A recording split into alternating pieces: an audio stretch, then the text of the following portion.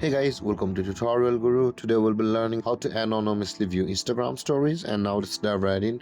Now, to anonymously view your Instagram stories, first open up your Instagram app, guys.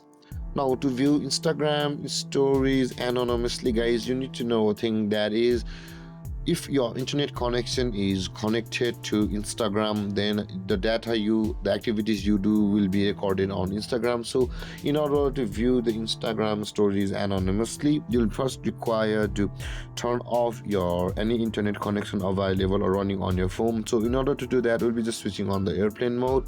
Let's tap on it, and the airplane mode has been activated, guys. So after doing that, let's close this Instagram app and again relaunch the Instagram app. And from over here, guys, now you can see it says the couldn't refresh feed, which means that the internet is not connected to the Instagram on our phone right now.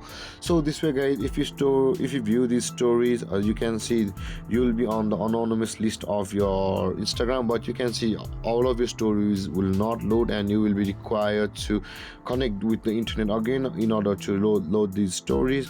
But let's go back, guys, and you can see a lot of stories available over here.